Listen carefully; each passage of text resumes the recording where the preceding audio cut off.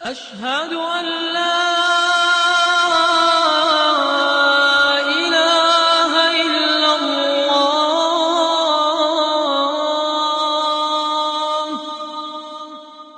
بسم الله الرحمن الرحيم. الحمد لله رب العالمين، والصلاة والسلام على رحمة الله للعالمين سيدنا محمد وعلى آله وصحبه أجمعين.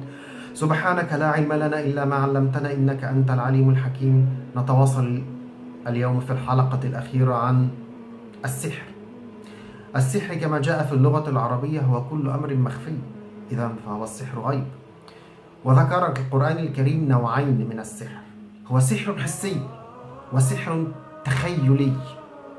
السحر الحسي خص الله جل شأنه ذلك النوع بالسحر بإحدى حالاته، وهو الطلاق أو التفريق بين المرء وزوجه كما جاء في الآية 102 من سورة البقرة. خصه الله بالذكر لأنه أشد أنواع السحر ضررا بالمجتمع الإسلامي، ذلك السحر الذي يؤدي إلى التفريق بين المرء وزوجه، الطلاق. قد تكون هناك أنواع أخرى من السحر أشد ألما بالمريض وأشد ضررا على صحة المريض، ولكن من يضر أو ما يضر المجتمع والأمة الإسلامية أكثر هو التفريق بين المرء وزوجه، فخص الله ذلك الحالة، هذه الحالة تحديدا بذكرها في سورة البقرة. ومن نفس الآية في سورة البقرة: يعلمون الناس السحر ولكن الشياطين كفروا يعلمون الناس السحر ذهب جمهور الفقهاء بكفر كل من تعلم أو علم السحر، هو كافر على مذهب جمهور أهل العلم. ومن نفس الآية الكريمة: وما هم بضارين به من أحد إلا بإذن الله، ذلك السحر الحسي. صدق الله العظيم. ذلك السحر الحسي هو عقد بين الساحر الكافر وبين مردة الجن أو الشياطين، على ما يتفقون أن الساحر يشرك بالله تعالى ما لم ينزل به سلطانا ويعبد من دون الله الشيطان.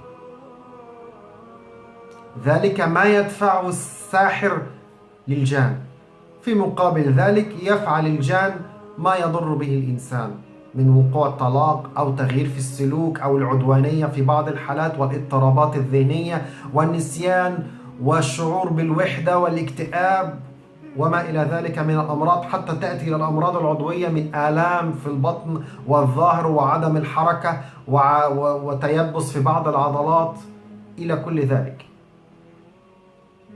هو اتفاق يتم، والاتفاق يقوم على الكفر. لا يوجد سحر أبيض وسحر أسود، كل السحر كفر، كل السحر كفر. لا يوجد سحر لخير وسحر لشر، كل السحر شر، وكل ساحر هو كافر بالضرورة. احتفظ الله مع كل ذلك وكل ما عقد من تعاقد بين الساحر والشياطين في النهاية: وما هم بضارين به من أحد إلا بإذن الله. احتفظ الله بذاته العليا بالضار والنفع، بالضرر والنفع، فهذه تخص الله وحده. مهما تجبر وذهب إلى الكفر الساحر والشيطان، لا قدرة فوق قدرة الله، فالضار هو الله والنافع هو الله ولا أحد غير الله، تلك خاصية الله وحده. فالساحر لم يضر بإذن الله إلا بإذن الله. وقال موسى حينما واجه سحرة فرعون، وذلك النوع الثاني وهو النوع التخيلي تخييلي: أتقولون للحق لما جاءكم أسحر هذا ولا يفلح الساحرون. جاء الحكم الأزلي من الله سبحانه وتعالى: لا يفلح الساحرون. هذا حكم أزلي إلى يوم القيامة، لا يفلح الساحرون. والآية الأخرى: وألق ما في يمينك تلقف ما صنعوا إنما صنعوا كيد ساحر ولا يفلح الساحر حيث أتى. وهذا حكم إلى يوم القيامة، لا يفلح الساحر حيث أتى. حكم الله بأن لا يفلح الساحر، لا يفلح دنيا ولا يفلح في الآخرة. السحر التخيلي جاء في الآية: فإذا حبالهم وعصيهم يخيل إليه من سحرهم أنها تسعى. خيل إلى موسى عليه السلام أن الحبال والعصي تسعى، وهي في حقيقتها لم تسعى، هي حبال وعصي. والآية الأخرى: فسحروا أعين الناس واسترهبوهم وجاءوا بسحر عظيم. فكان السحر هو سحر العين، فصارت العين ترى الأشياء على غير الحقيقة. الحبال هي الحبال والعصي هي العصي، ولكنه سحرت أعين الناس وخيل إلى موسى. فهذا سحر هدفه استرهاب الناس، الخوف، وجاءوا بسحر عظيم.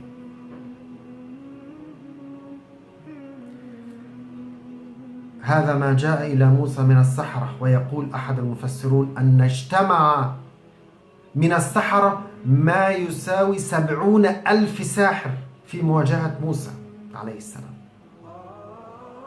أي أن ألقيت أمام موسى 70,000 عصا وحبل، وكان هو وأخاه هارون عليهما السلام وحدهما في مواجهة 70,000 ساحر، ومن ورائهم فرعون. ماذا قال موسى عندما واجه هذا العدد الرهيب الكبير من السحرة؟ ومن وراء السحرة أشد خلق الله تجبرا على الله وهو كان فرعون. قال موسى: ما جئتم به السحر إن الله سيبطله. لم يقل موسى أنا سأبطله أو سأفعل شيئا يبطله، لا، ولكنه قال إن الله سيبطله. إن الله لا يصلح عمل المفسدين. السحر إن الله سيبطله، أي أن من سيبطل عمل 70,000 ساحر هو الله سبحانه وتعالى، أي أن خاصية إبطال السحر تأتي من الله، فالله جل شأنه هو من يبطل السحر. فالرقية الشرعية هي سبب، الحجامة إحدى وسائل النافعة كما قال ابن القيم رحمه الله للعلاج من السحر، هي سبب. الراقي الشرعي المتعلم الماهر هو سبب. حبة البركة، عسل النحل، كل ما خلاف ذلك هي أسباب. وسبحان خالق الأسباب الذي احتفظ لنفسه بأن الله سيبطله، هو وحده من سيبطل السحر. إنما في الرقية الشرعية نحن ندعو الله ليبطل السحر.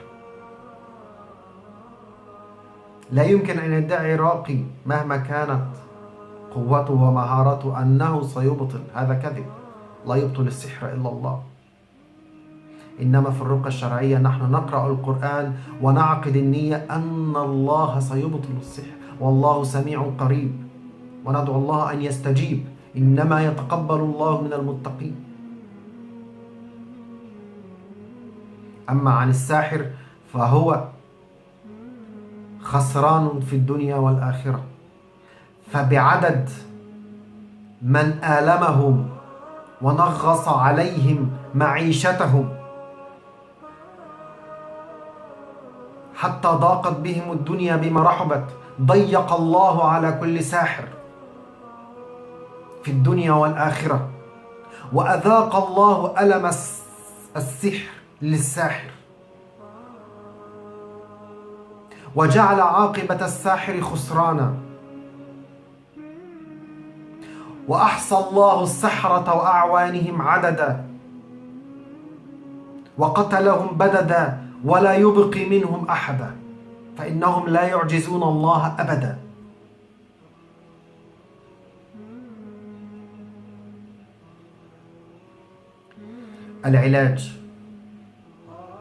العلاج هي الرقية، والقرآن الكريم هو أنفع علاج، لأننا نواجه إما شيطان كافر وإما جان على خلاف دين الإسلام، أو قد يكون جن مسلم.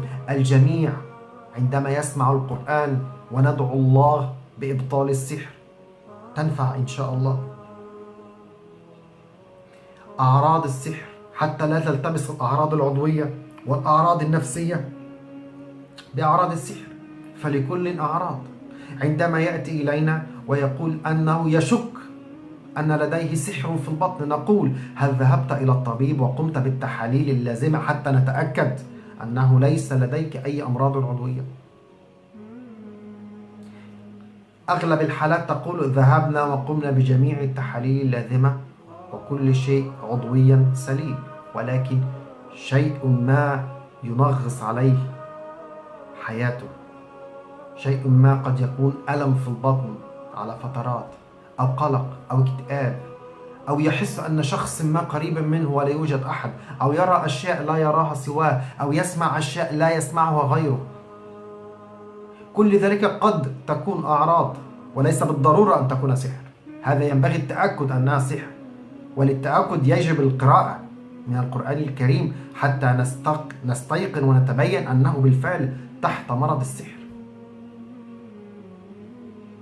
أدعو الله سبحانه وتعالى أن أكون وفقت في 10 حلقات في استبيان حالة الرقية الشرعية وعلم الرقية الشرعية، فكما قال: يعلمون الناس السحر فالسحر هو علم، ولا يواجه العلم بجهل، ولكن يواجه العلم الضار مثل السحر بعلم نافع مثل الرقية.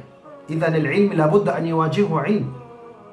إذا كان السحر علم ضار فنواجهه نحن بعلم نافع وهي الرقية، والرقية هي علم من السنة النبوية المطهرة كما فعل رسول الله صلى الله عليه وسلم، وعلم يتبعه إذا حصل ضرر عضوي أو يحتاج المريض إلى علاج عضوي، فذلك توابع العلم. أما أن نواجه علم مثل السحر بجهل، بخرافات، بأوراق، بتمائم، بالاستعانة بغير الله، كل ذلك جهل ويؤدي إلى الكفر. سئلنا في كثير من المرات عن استقراء المستقبل أو علم الغيب، نقول: لا يعلم مرة أخرى: لا يعلم الغيب إلا الله. حديث رسول الله صلى الله عليه وسلم: عرافا أو كاهنا فصدقه فقد كفر بما أنزل على محمد.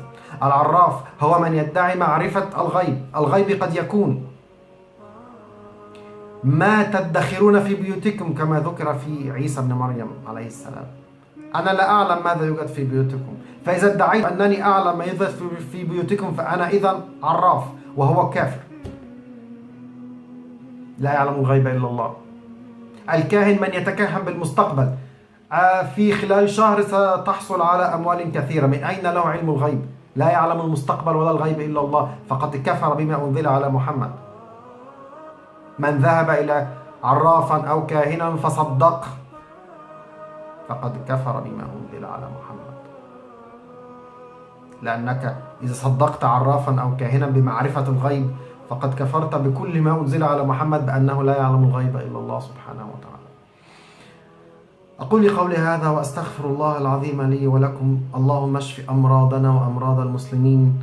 اللهم عليك بكل ساحر، اللهم أذق الساحر ألم سحره، اللهم احص السحرة وأعوانهم عددا واقتلهم بددا ولا تبقي منهم أحدا فإنهم لا يعجزونك. اللهم أرسل عليهم حاصبا من عندك، اللهم أنزل عليهم غضبا منك، اللهم أذق الساحر ألم سحره، اللهم اجعل عاقبتهم خسرانا في الدنيا والآخرة، اللهم حرم عليهم الجنة وأدخلهم النار بقوتك وبعلمك وبحكمتك، إنك أنت العزيز الحكيم. أقول قولي هذا وأستغفر الله العلي العظيم لي ولكم، والسلام عليكم ورحمة الله وبركاته. أفواه تشرب من وحي الرحمن وربك يمنحها